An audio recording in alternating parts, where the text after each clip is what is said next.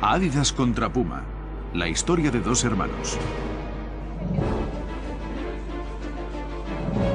Dos hermanos, Adolf y Rudolf Dassler, dirigían juntos una fábrica de calzado deportivo.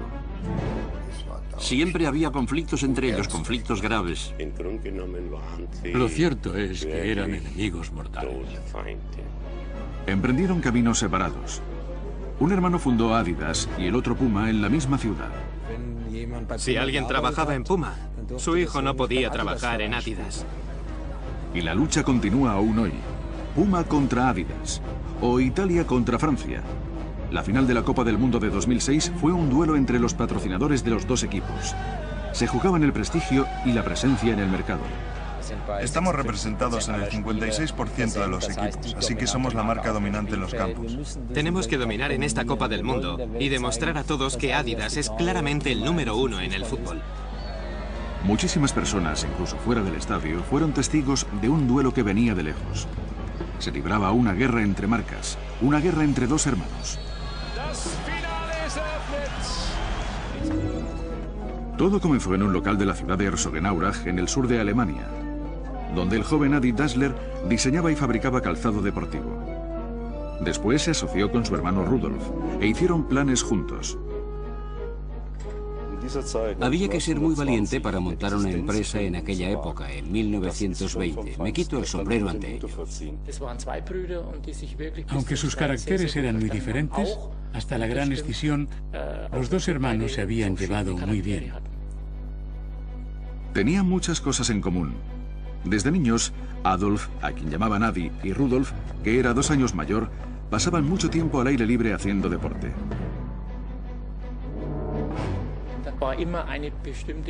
Había cierta rivalidad entre los dos, especialmente en los eventos deportivos, y Adolf siempre intentaba superar a Rudolf. Pronto se hizo evidente que Adi era mejor deportista que Rudolf.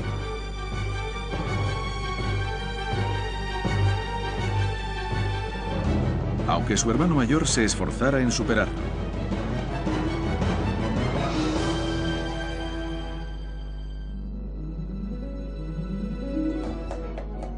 En el taller también eran diferentes.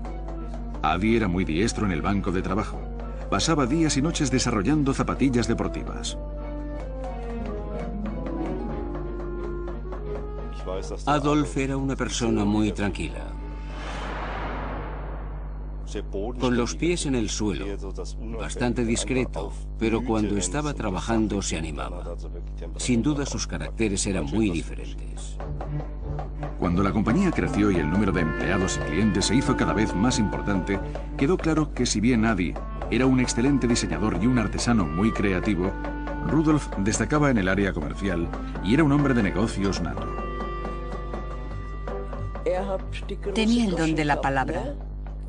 Cuando una empresa es nueva, nadie viene a ti por propia iniciativa. Tienes que darte a conocer. Y mi cuñado sabía cómo hacerlo.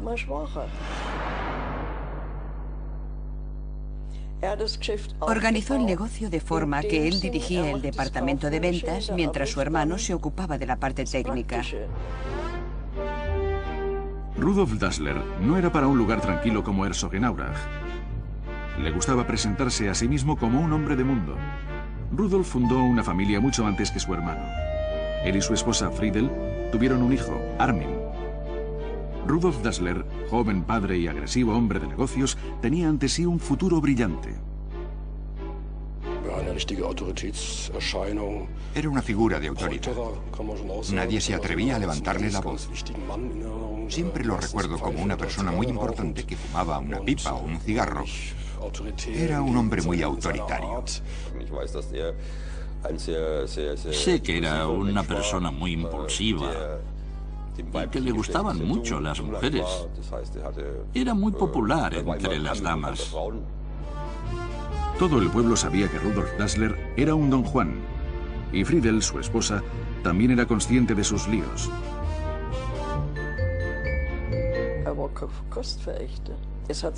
Ella también sabía que le gustaban mucho las faldas y desgraciadamente se enteró de una aventura mientras estaba esperando un hijo. Fue terrible para mi hermana. Era muy difícil de sobrellevar, porque no solo se trataba de los devaneos típicos de las vacaciones. Algunos hombres iban por mal camino cuando estaban de vacaciones, sino que se enteró de que tenía una aventura en el pueblo. Y eso, por supuesto, fue muy doloroso para mi hermana. En 1933, Adolf Hitler llegó al poder. Los Dassler interpretaron las señales de la nueva era a su propia y particular manera. Calcularon que se les presentarían un montón de oportunidades porque los nazis eran muy aficionados al deporte. Se necesitarían muchas zapatillas deportivas. Pronto, las banderas con la esvástica ondeaban por todo Herzogenaurach. Adi y Rudolf Dassler no desaprovecharon la ocasión. En mayo de 1933, pocos meses después de que Hitler fuera elegido, los hermanos Dassler se afiliaron al partido nazi. Años más tarde lamentarían haber dado ese paso, pero en aquella época los Dassler seguían centrados en mejorar su empresa y en pocas cosas más.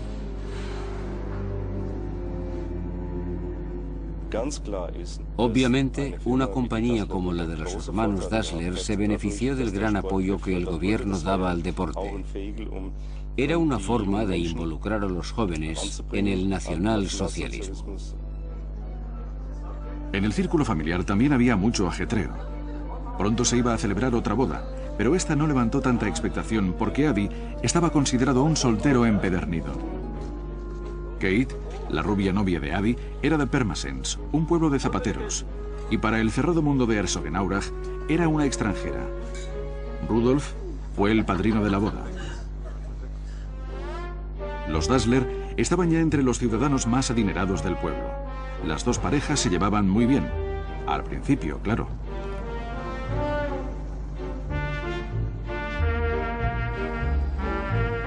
Debido a la creciente demanda de calzado deportivo bajo el régimen nazi, los hermanos Dassler necesitaron pronto locales más grandes.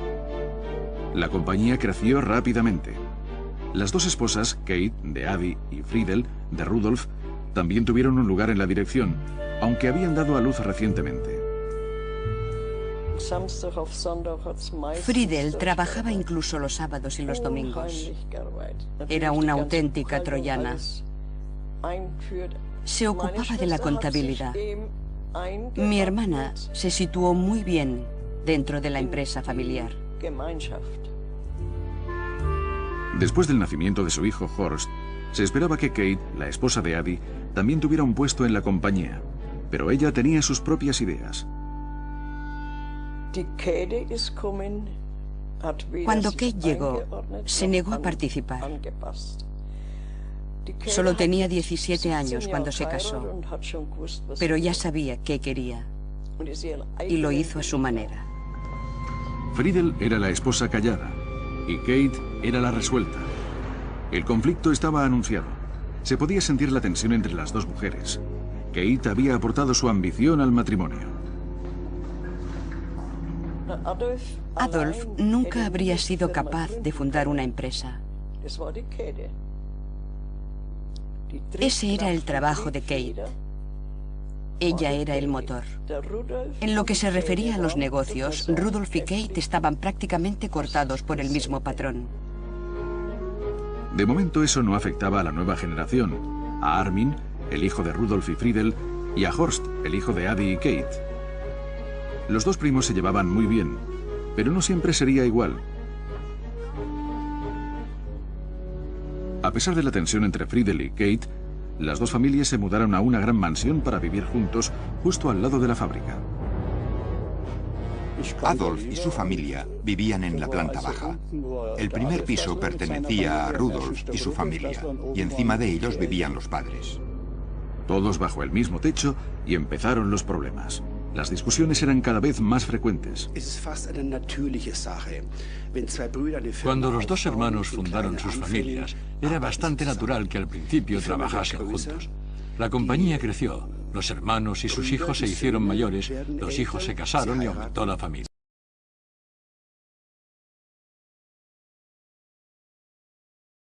Verano de 1936. Durante un tiempo, las nuevas oportunidades de la empresa dejaron en segundo término los problemas familiares. Atletas de todas las partes del mundo acudieron a Berlín para competir en los Juegos Olímpicos. Entre otros, Jesse Owens, apodado la Flecha Negra. Las noticias de su participación también llegaron a Herzogenaurach. Adi Dassler fue a ofrecerle las zapatillas para correr hechas a mano. El Estadio Olímpico era el escenario perfecto para los productos de los hermanos Dassler. El mundo tenía los ojos puestos en Adolf Hitler y se esperaba que también se fijara en las zapatillas fabricadas por otro Adolf, mucho menos prominente. El zapatero de provincia se introdujo en la Villa Olímpica y a Jesse Owens le impresionaron las nuevas zapatillas para correr de Adolf Dassler con clavos en las suelas.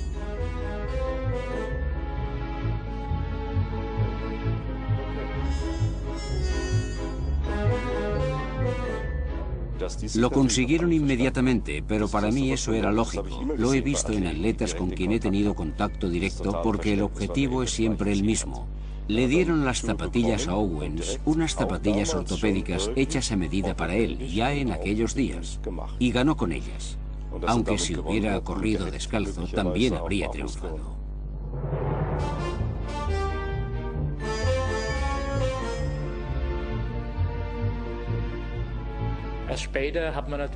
Por supuesto, más tarde se constataron las tremendas ventajas que ofrecían. Jesse Owens había ganado medallas de oro llevando las zapatillas que ellos habían desarrollado. Fue un impulso inmenso y también se mencionaba en la publicidad de la firma. El estallido de la guerra acabó con los importantes planes de los Dassler. Ambos hermanos fueron reclutados, pero enseguida se dio permiso a Adi para regresar a la empresa. Se le ordenó que reuniera unos cuantos empleados y asegurara la producción inicialmente de botas y más tarde las sencillas bazocas. El conflicto entre los dos hermanos estaba servido.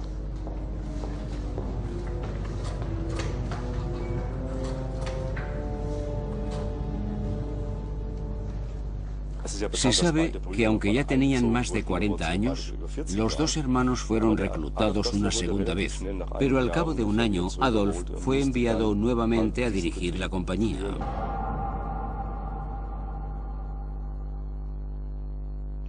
Rudolf seguía prestando servicio.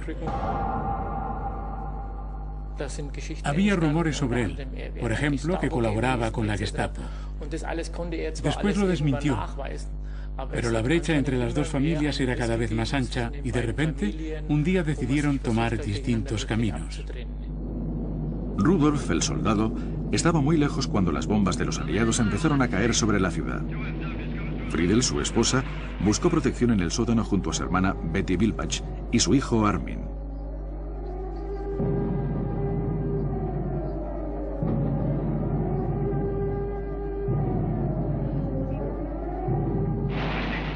El día que cayeron las bombas marcó un punto decisivo para Herzogenaurach y para los Dassler. Kate, su hijo Horst y Adolf fueron los últimos en entrar en el refugio.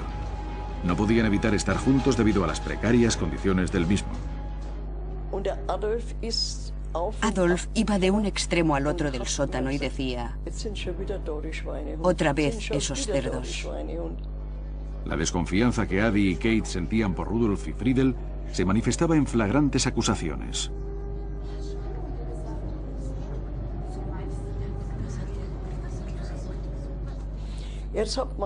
Mis hermanas y mi abuela, que también estaban allí, pensaban que se refería a ellos, pero eso no era cierto.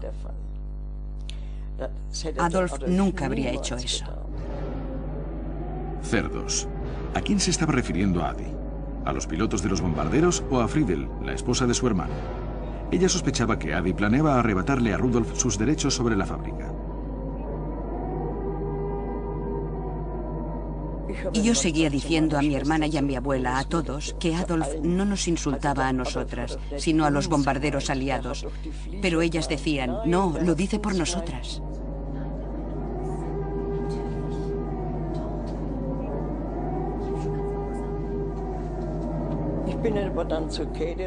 Me senté junto a Kate y le dije que estaba segura de que Adolf se refería a los bombarderos, pero no conseguí convencerla.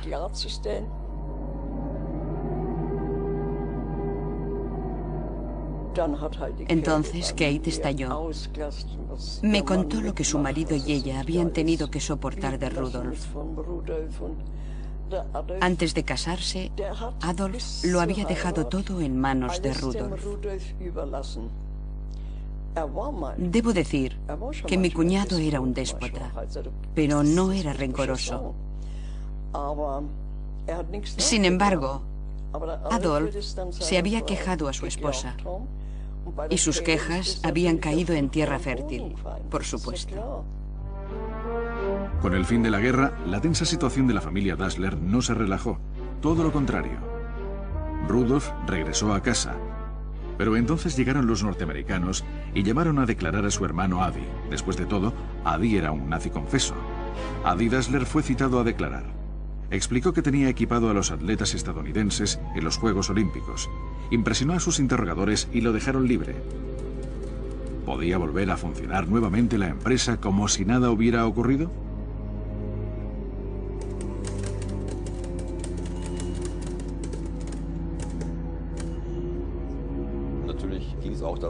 El gran problema, por supuesto, era quién dirigiría la compañía, que después de la guerra se había restablecido y empezaba a funcionar bien. Naturalmente, ambos hermanos querían administrar la compañía y quizá también manipular al otro. Pero ocurrió algo que enfrentó aún más a los hermanos, que antes de la guerra habían dirigido la compañía con tanto éxito. Rudolf también fue interrogado por los norteamericanos y se probó su pasado nazi, lo que supuso un gran problema para él. Los norteamericanos desconfiaban y Rudolf tuvo que luchar por su pasado y el de su fábrica. Al principio, admitió que había colaborado con la Gestapo, pero luego se retractó de su declaración. Rudolf Dassler fue enviado a un campo de internamiento estadounidense y mientras estaba allí creció dentro de él una terrible sospecha. En el campo de internamiento, los norteamericanos le dijeron que había sido denunciado por alguien próximo a él. Su primera idea, por supuesto, fue que había sido su hermano, porque quería apoderarse de la empresa que en aquella época había empezado a remontar. Y eso, por decirlo suavemente, lo irritó muchísimo. Creo que le tenía mucho rencor y recelaba de su cuñada. Sospechaba que había sido ella, porque Adi siempre había sido una persona tranquila y además ella era mucho más manipuladora e intentaba hacerse con el control. ¿Era cierto que Adolf y Kate querían echar a Rudolf de la empresa familiar? Rudolf no tenía pruebas contundentes, pero aún así no podía aguantar más. Rudolf estaba preparado para ir a la guerra, esta vez contra su hermano, y dijo a los norteamericanos que había sido víctima de acusaciones falsas y maliciosas.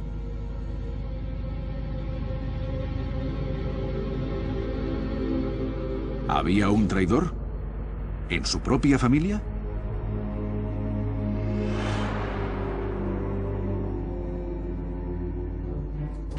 Mientras Rudolf estaba retenido por los estadounidenses, su hermano Adolf seguía ampliando el negocio.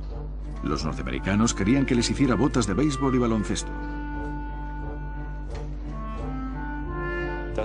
Quería demostrar que la empresa tenía trabajo y que era capaz de sobrevivir en esos días tan difíciles posteriores a la guerra, que podía obtener el material y sobre todo que podía conseguir personal experto, aunque nadie sabía nada de deportes estadounidenses como el béisbol y el fútbol americano.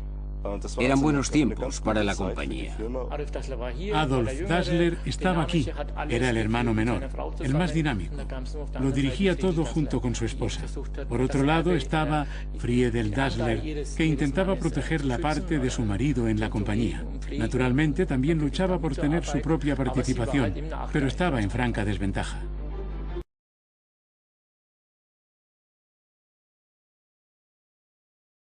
Después de 12 meses desoladores, Rudolf salió del campo de internamiento. Pero ¿a dónde iría? La mansión de los Dassler había sido requisada por los estadounidenses y los otros miembros de la familia estaban viviendo en la torre de la fábrica. En esas condiciones, los hijos de Rudolf y Adolf, Armin y Horst, veían cómo sus padres chocaban cada vez con más fuerza. Estaban saldando viejas cuentas. Todo era por dinero. La batalla entre las dos familias era sobre todo por dinero. Luego, inesperadamente, Adolf fue interrogado por segunda vez.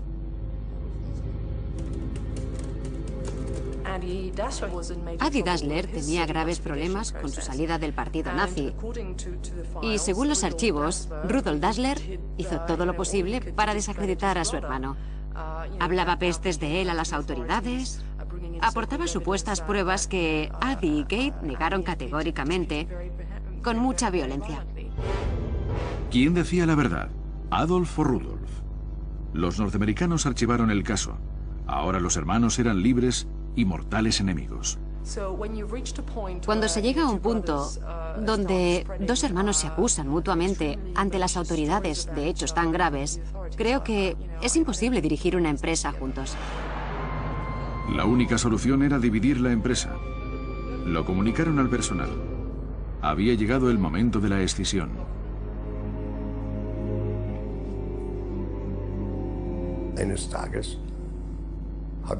Un día Rudolf nos reunió para decirnos que habían decidido seguir caminos distintos. Nos dijo que debíamos escoger con quién queríamos trabajar en el futuro y decirlo abiertamente. Ningún hermano se sentiría ofendido fuera cual fuera nuestra elección. A mí me había contratado Rudolf y ya no le tenía miedo. Así que decidí continuar con él. El personal estaba sorprendido. ¿Qué diablos había ocurrido entre los dos hermanos? Nadie lo sabía con seguridad y se extendieron los rumores. Discutí largamente con mi padre porque tenía su propia teoría, una opinión que desde entonces también ha sido expresada por otras personas. Voy a decir algo que podría costarme la cabeza. Su teoría era que Horst Dassler, el hijo de Adolf Dassler, en realidad no era hijo suyo, sino que su padre era Rudolf Dassler. La reputación de don Juan de Rudolf lo había precedido. ¿Tuvo una aventura amorosa con su cuñada Kate? ¿Tenían una relación dos personas que aparentemente se odiaban? Algunos ciudadanos de Herzogenaurach pensaban que la idea era ridícula. Pero tratándose de Rudolf, otros pensaban que había muchas posibilidades.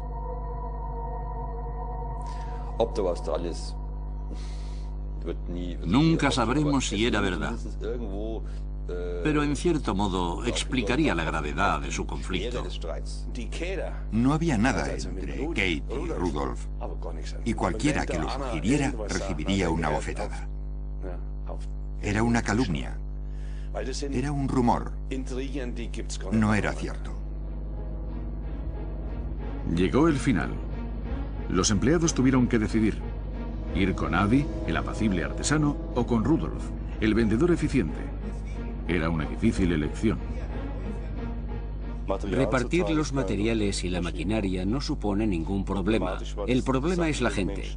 No puedes llevarlos de un lado a otro. Cuando hubo que tomar la decisión, 2/3 del personal se pusieron de parte de Adi, la mayoría de ellos zapateros. El resto, principalmente los vendedores, optaron por Rudolf. Tenía la sensación de que ambos estaban contentos de que las cosas hubieran llegado a un punto crítico. Me di cuenta cuando nos instalamos en el nuevo local y nuestro jefe nos dijo: por fin estamos solos y podremos demostrar de lo que somos capaces. Esas fueron sus primeras palabras. Adi Dassler fundó Adidas y Rudolf Puma, separados por solo 500 metros.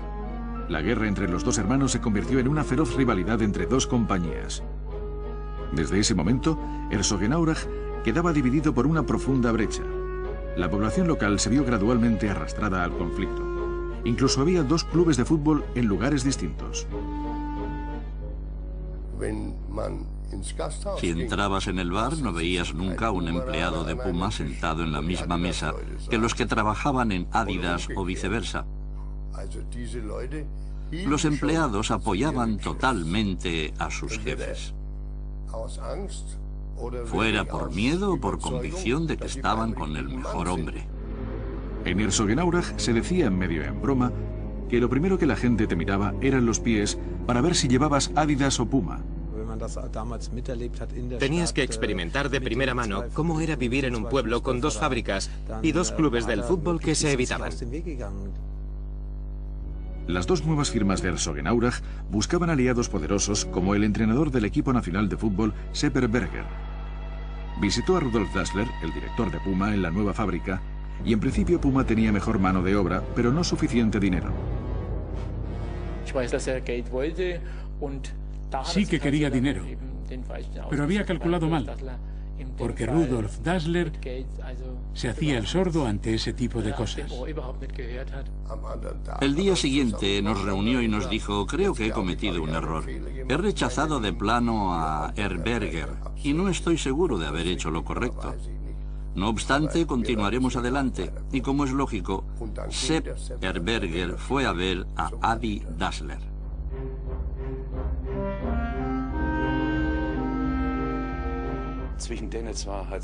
Por lo que recuerdo, nunca había una mala palabra entre ellos.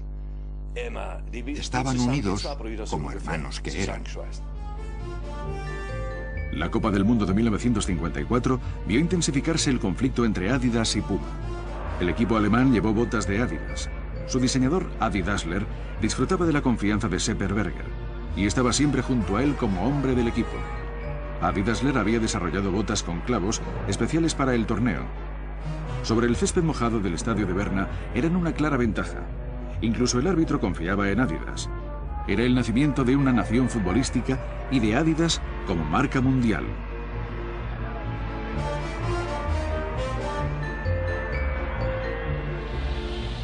Schäfer nach innen geflankt, Kopfball, abgewehrt, aus dem Hintergrund müsste Rahn schießen. Rahn schießt, Tor! Tor! Tor! Tor! Aus! Aus! Aus! Das Spiel ist aus! Hay que reconocer que en Adidas pensaban bien las cosas. Presentaron también la historia, el cuento de hadas, que Adidas se convirtió en una marca internacional. Nuestros colegas del otro bando seguramente lo acusaron como un verdadero golpe, porque fue un gran triunfo que apareció en todos los periódicos. Estoy seguro de que los productos que fabricaban eran buenos, aunque tal vez un poco inferiores a los nuestros. Tales comentarios pusieron furiosos al personal de Puma, porque Puma ya había comercializado las suelas con clavos antes de la Copa del Mundo de 1954. Es cierto, habíamos abastecido con ellas a todas las ligas de Alemania Occidental durante la temporada 52-53. El equipo de Hannover al completo. Los campeones de 1954 llevaban botas Puma con suelas de clavos. Por lo menos una docena de personas de todo el mundo afirmó con toda justificación que tenían la patente de las suelas con clavos. Pero lo que era particularmente interesante en este caso es que el primer sistema fue el que funcionó de verdad. Así que probablemente ni Puma ni Adidas inventaron las suelas de clavos, pero el triunfo fue para Adidas. En los años siguientes, la rivalidad fue cada vez menos escrupulosa. Adi Dassler sospechaba que era víctima del espionaje industrial. El departamento de desarrollo era sacrosanto para él. No podía entrar nadie ajeno. En una ocasión vino un representante de adhesivos que nos visitaba regularmente. Y estaba en el departamento de desarrollo cuando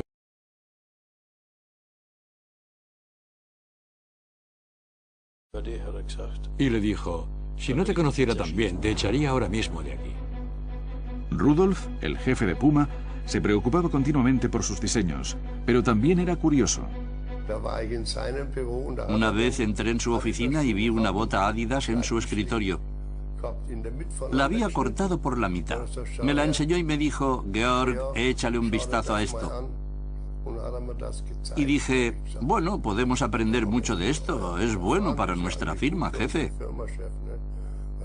Y respondió, sí, pero aunque me encanta la traición, odio a los traidores. Para imitar al hermano a quien despreciaba, Rudolf quería un campeón del mundo casi a cualquier precio. Así que él también empezó a hacer contactos con las estrellas del deporte, pero no estaba preparado para rascarse el bolsillo. A pesar de su gran rivalidad, los jefes cruzaban el río ocasionalmente. Y la mayor parte de las veces que lo hacían, aumentaban los pedidos de los jugadores de fútbol. Normalmente hacían pequeños negocios con los futbolistas alemanes y los clubes. Y en una ocasión especial, firmaron una especie de pacto de paz por un hombre que era único, lo que llamaron el Pacto Pelé. Pelé, la estrella brasileña, era el mejor futbolista del mundo y era el más solicitado para hacer publicidad. Pelé era un jugador cuyo caché nadie podía permitirse normalmente, porque su talento no tenía igual. Si las dos firmas hubieran empezado a discutir por Pelé, habrían tenido que desembolsar una gran cantidad de dinero. Por eso llegaron a un acuerdo tácito. Ninguna se acercaría a él. El jefe de Puma, Rudolf Dassler, y su esposa Friedel enviaron a su hijo Armin a México, donde se celebraba la Copa del Mundo de 1970, para contratar a varios jugadores excepto a Pelé. Pero la estrella brasileña era demasiado tentadora. Después del torneo, Armin voló a Brasil llevando consigo $100.000 en efectivo. Dijo que había guardado el dinero en una caja fuerte, pero en realidad lo escondió en los maceteros. Por fin Puma entraba en la leyenda. Pero para conseguir esto, Armin Dassler había roto el pacto de Pelé entre Adidas y Puma.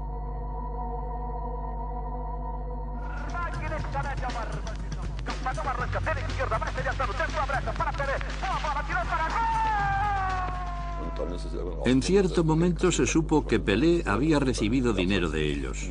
Eso dio pie a algunas escenas muy desagradables entre mi padre y Horst Dassler. El conflicto entre los dos hermanos abrió una guerra entre sus hijos. Horst Dassler formaba parte de la dirección de Adidas y se enfrentó a Armin Dassler, de Puma, por el asunto de Pelé.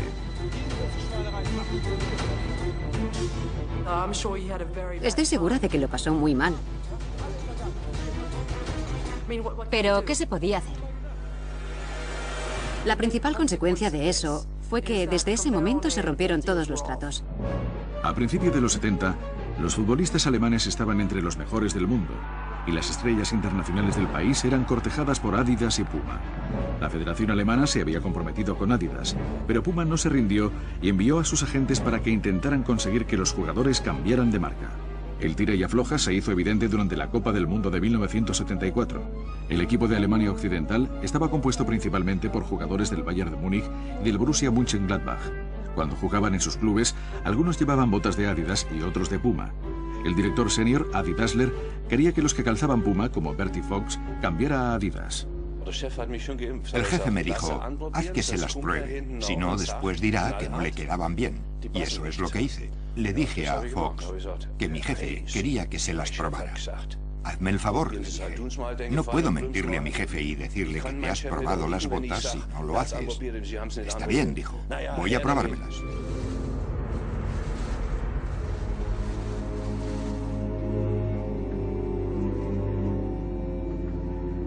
Cogió la bota, levantó la lengüeta, miró dentro y dijo, aquí no hay nada. Yo era inocente. No me di cuenta de qué quería decir, qué esperaba encontrar en la bota. Pero cuando se lo dije a mi jefe, se rió. Adidas contra Puma. La guerra entre los dos hermanos hizo que los precios se dispararan. Los jugadores sabían que la Federación Alemana los estaba utilizando desde hacía mucho en publicidad. Ahora querían recibir parte del botín. Se rebelaron en el campo de entrenamiento de Malente. Era la primera vez que un grupo de jugadores exigía sus derechos y pedían dinero por llevar cierta marca de botas. El equipo se había reunido en el comedor porque había importantes discrepancias entre los jugadores respecto a la cantidad que debían recibir de la Federación de Alemania Occidental. Las discusiones duraron toda la noche y hubo un momento en que los equipos nacionales casi decidieron irse a casa al día siguiente. En Malente, jugadores como Hoeneß, Beckenbauer y Bonhoff regatearon toda la noche con la Federación Alemana. Naturalmente, estábamos al tanto de las sumas que se estaban pagando, así que sabíamos qué dirección tomar y hasta dónde podíamos llegar, y tuvimos bastante éxito. A eso de las 6 de la mañana triunfó la razón. Si no, Alemania podía haber ido a la Copa del Mundo sin sus mejores internacionales. Estuvieron muy cerca. Al final de una larga noche, los jugadores y la Federación Alemana llegaron a un acuerdo. El equipo no boicotearía la Copa del Mundo. El desastre había sido evitado en el último minuto. Al final llegó el dinero. ¿Pagó la Federación Alemana? No, pagó Adidas a través de la Federación. Alemania Occidental quedó campeona del mundo otra vez con el calzado de Adidas.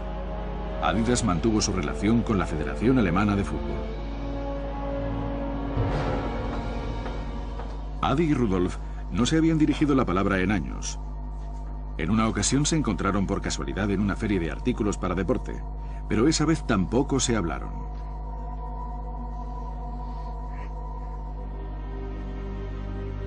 En el otoño de 1974, pocos meses después de la Copa del Mundo, Rudolf Dassler, el director de Puma, cayó gravemente enfermo.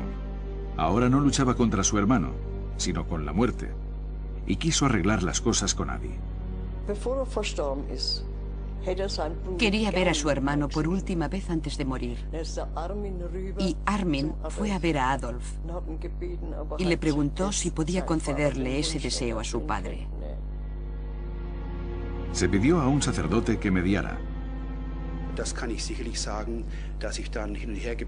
Iba de un lado a otro, de un hermano a otro, de Rudolf Dassler, que estaba enfermo, a Adi Dassler, que todavía estaba en activo, hablando del tema con ellos.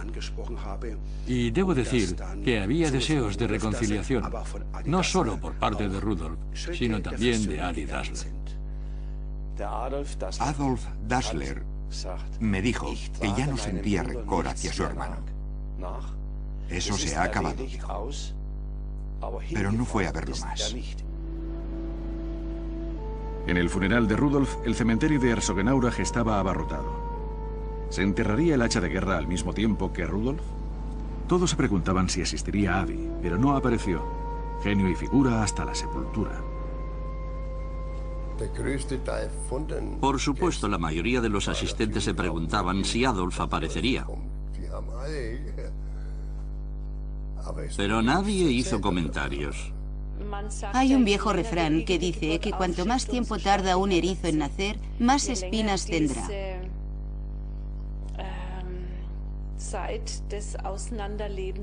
Los hermanos estuvieron distanciados mucho tiempo y les era muy difícil volver a estar juntos otra vez.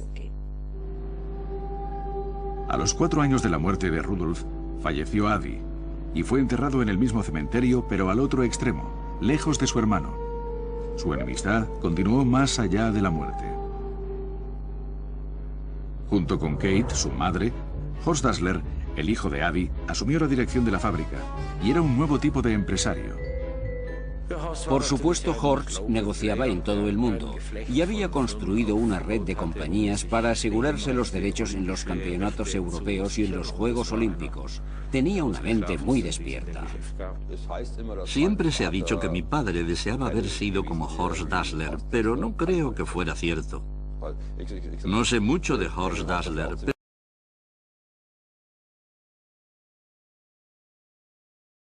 el asunto de Pelé era una tontería.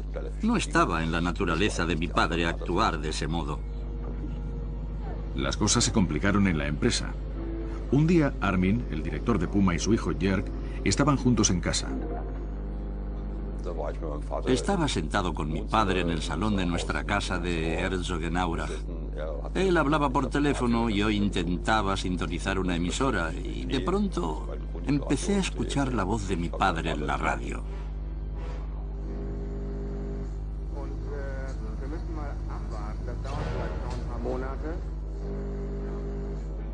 Pensé que no era normal.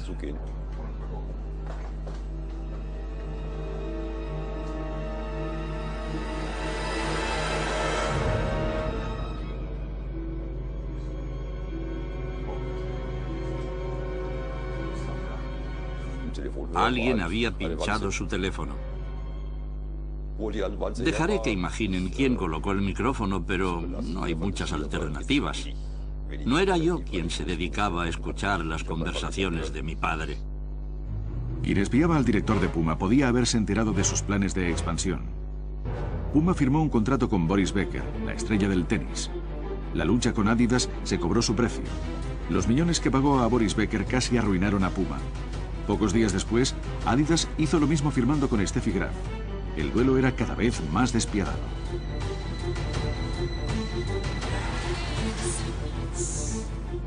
Cuando Lothar Matthäus fichó por el Bayern de Múnich de Adidas, las cosas se complicaron.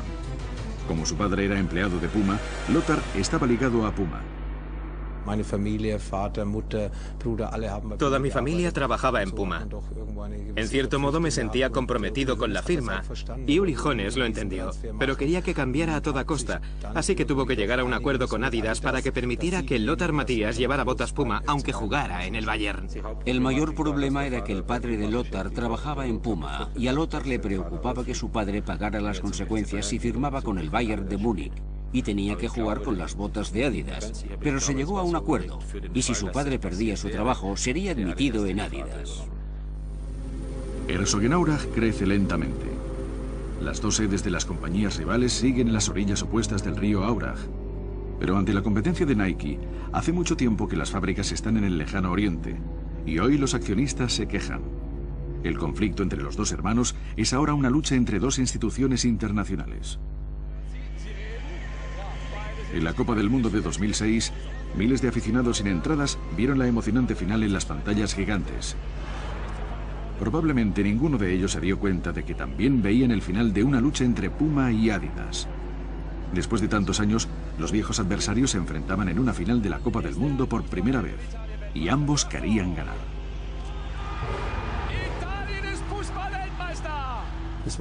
No hay duda de que era un evento histórico para Puma. Jamás en su historia la firma había llegado a la final de la Copa del Mundo con un equipo que llevaba botas Puma.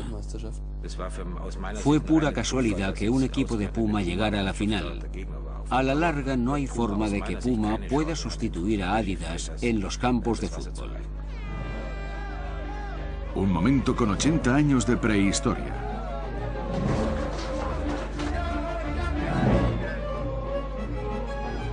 La gran pregunta era sencilla: ¿Adidas o Puma? Dejando a un lado todo lo demás, ahora el partido era entre Adidas y Puma. Ambas firmas se declararon ganadoras de la Copa del Mundo. Puma, la patrocinadora de Italia, se llevó el prestigio de la victoria, mientras que el patrocinador de Francia, Adidas, ganó por participación en el mercado. La lucha continúa.